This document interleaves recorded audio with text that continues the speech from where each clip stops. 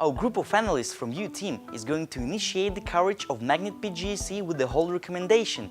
Our target price on the 31st of December 2016 is 12,077 rubles per share. This price recommendation is based on our analysis that covers business overview, macro and markets review, financial analysis, valuation and risks. Magnet is #1 Russian food retail chain by the number of stores, revenue, earnings and market capitalization. The company operates more than 12,000 retail stores in more than 2,000 cities and towns. Its multi-format business model implies convenience stores, hypermarkets, Magnet family and drogery stores, supplied by 34 distribution centers. Convenient formats give 75% of company's revenue. Magnet developed its own logistics system with its large fleet and space and efficient centralization strategy. The company has private label covers 11% of Magnet's revenue. Efficient strategy of the company is based on vertical integration, organic growth and strong risk management, allowed Magnet to hold the largest share in Russian grocery sector. Magnet conducted its IPO in 2006 and issued GDRs in 2008. The company's free float is 59%. The CEO, Sergei Galitsky, owned 36.5%. The rest is held by other minority investors. 11 members of the company's boards of directors are known for their strong ethics and background, effective risk management, and long stay in Magnet. The CEO and the company itself won lots of corporate governance awards. Current macroeconomic conditions in Russia are challenging. There are two important factors leading to the recession. First, a fall in oil prices. A half of national budget is formed by oil and gas incomes, which results in great dependence of Russian currency on oil quotes. Second, political instability. In March 2014, the United States and the European Union restricted access to Western debt and capital markets for some Russian companies. In response, Russian government imposed a food import ban, contributing to high inflation. Poor macroeconomic conditions and the fall in real disposable income results in an 8.5% decrease in retail turnover for 9 months of 2015. Despite the current headwinds, we stay positive about modern retail growth potential. We believe modern retailers will continue to crowd out traditional formats, and small urban areas where modern retailers' market share hovers around 40% are the main sources for growth. Another trend is market consolidation. Today, market share of top 5 retailers in Russia is 20%, and it is expected to rise. Despite economic crisis, federal retail chains will continue to expand and extrude local chains. As for changes in regulation, a new law is expected to come into force. It consists of 2 initiatives: decreasing retro bonuses, shortening payables periods. A former decreases guaranteed part of retailers' revenue, while the latter results in one-off investment into working capital. But both amendments look manageable for key players.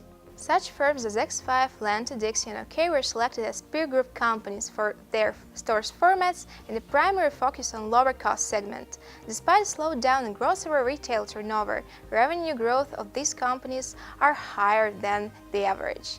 Declined disposable income make consumers switch stores more frequently, looking for cheaper prices, and this gives incentive to retailers to compete in setting lower prices. X5 and Lenta actively invest in their prices, and that drives their like-for-like traffic upwards.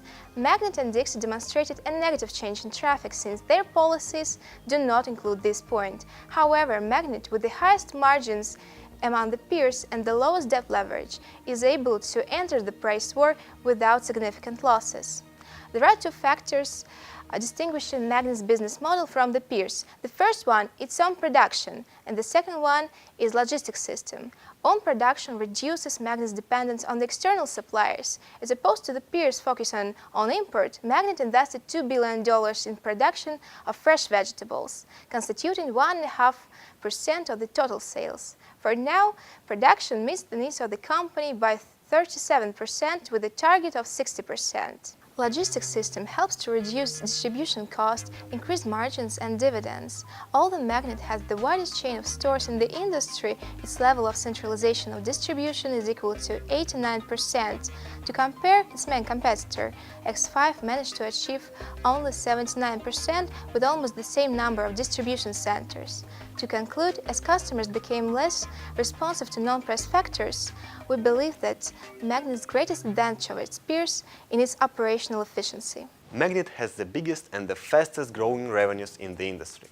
Revenue growth was derived mainly from the increasing number of convenience stores and hypermarkets. In 2015, sales growth lowered to 24% because of decreasing real disposable income among Russian population and higher competition in the industry. For the projected period, we conservatively forecast lower growth of revenue, driven by slowing increase in number of stores, effect of a high base, and unfavorable macroeconomic conditions.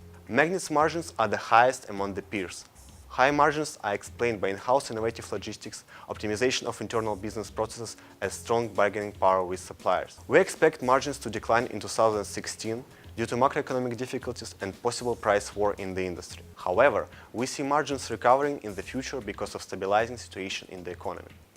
Moreover, Magnit's cosmetic stores are increasingly profitable and their share in company's revenue is expected to rise. Additional factors supporting margins is sizable potential for the expansion of the company's private label program. Cash conversion cycle amounts to 10 days. It is significantly higher than that of main competitors due to the shorter payables payment period. However, we believe that Magnit by paying faster secures better price from suppliers. Fast growth in selling space required significant capital expenditures in the previous years. Consequently, free cash flow of the company was negative until 2014. As recently opened stores become mature, they will provide significant cash return to cover investment into new stores, which are not expected to increase. In our opinion, Magnit has turned into a highly free cash flow generating company seeking new investment opportunities for the further vertical integration development and rewarding shareholders via increased dividend distribution. We estimated Magnit target price using free cash flow to the firm model based on moderately conservative assumptions. We chose the valuation based on ruble cash flows for the following reasons. First, the company operates exclusively in the Russian retail market, thus all cash flows are in rubles. Second, there is no foreign currency nominated debt. And third, significant depreciation of ruble in recent period could potentially distort operational performance of company, showing sharp decline in revenue nominated in US dollars. We use several major assumptions for the valuation. We consider real disposable income growth rate and store expansion as two main drivers for Magnit revenue growth. We assume slight increase in real disposable income growth rate from minus 0.7% in 2016 to 2% in 2020. Store expansion up to 2018 comes from management plan. Afterwards, we expect store expansion to slow down slightly due to lack of significant growth of real disposable income. Effects of economic downturn translates in operating income. Therefore, we expect EBITDA slightly increase in 2016. We expect CapEx to grow with 5% and depreciation and amortization to grow with 70% CAGR over the focused period. We use WACC of 16.6% for the free cash flows to the firm in the focused period and 13.5% in terminal period. We also conducted trading multiples analysis to benchmark Magnit current market valuation against peers. It showed that Magnit local shares are traded with premium over Russian peer group based on forward-looking P/E and EV/EBITDA multiples. We believe that premium will substantiated by Magnit's stable margins, positive and high free cash flow, low debt burden and expectation further dividend growth, as well as strong corporate governance. If we look at P/E ratio, Magnit is pricing in line with peers, which additionally makes us believe that Magnit local shares are not overpriced. Magnit demonstrates high operational efficiency and faces mainly macroeconomic risks. There is a possibility of further decline in oil prices, leading to ruble depreciation and higher inflation. It will result in the additional decrease in real disposable income among Russian population, negatively affecting Magnit's operational results. We initiate coverage on PJSC Magnit with a hold recommendation based on 1-year target price of its ordinary shares, offering 10% upside from its closing price on the 25th of January 2016 using discounted cash flow valuation. Our hold recommendation is driven by unpredictable market dynamics, translated into high level of uncertainty in Magnit stock short-term behavior. we suggest that a better point to invest can appear in 2016. Our long-term view on the Magnet is positive and based on the fundamental analysis of company's future development.